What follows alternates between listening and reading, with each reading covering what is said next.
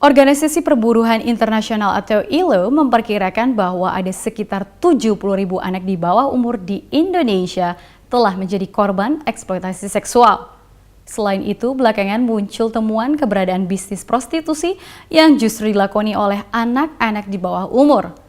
Reporter Erdi Kusuma bertemu dengan bekas korban eksploitasi seksual anak dan mencari tahu bagaimana bisnis terlarang ini berjalan. Namanya Cimoy.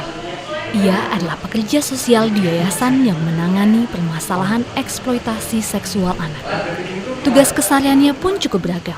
Sekarang aku bawa anak-anak yang masih di bawah 18 tahun, yang kena trafficking juga, yang menjadi SK atau anak jalanan dibawa ke sini, tapi bukan dibawa dengan paksa ya.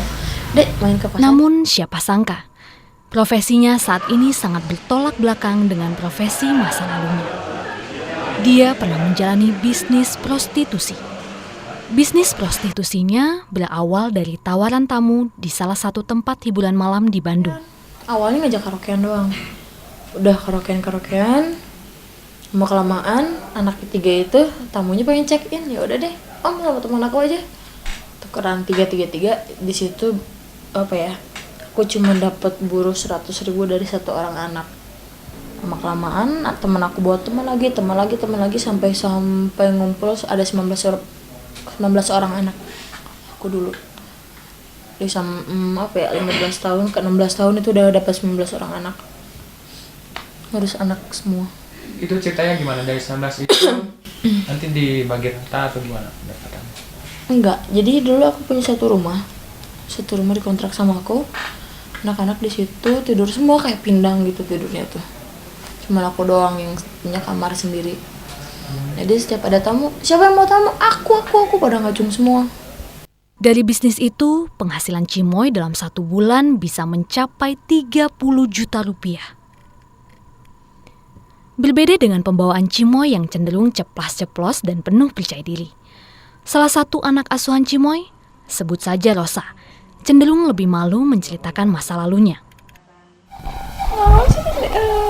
Sama pacarnya, cuman kenal sama teman aku, ngajakin main yang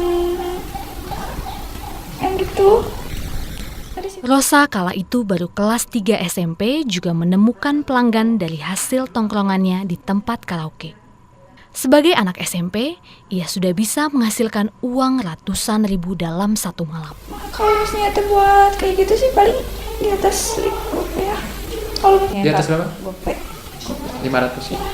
Kalau misalnya cuma karaokean sih paling 200 aja. Mendapat kekasih yang mengerti dirinya, Rosa akhirnya menikah. Namun keberuntungan belum memihaknya. Dirinya memutuskan pisah di saat hamil. Dari waktu Ica hamil udah pisah sama suami. Kok gitu? Iya, soalnya ada yang lain. Praktik prostitusi teman sebaya merupakan temuan yang tergolong baru di Indonesia. Meskipun tidak terbantahkan, sayangnya Komisi Perlindungan Anak Indonesia belum mengantongi data-data terkini dan masih menggunakan upaya pasif. Kalau terkait dengan anak-anak yang berfungsi sebagai mucikari, itu memang selama ini KPAI tidak punya data pasti berapa jumlahnya, tapi kita hanya bersifat kasuistik. Ada kasus, kemudian direspon oleh KPAI. Jumlah pelaku bisnis prostitusi seperti yang pernah dijalani Cimoy dan Rosa bisa jadi meningkat dari tahun ke tahun.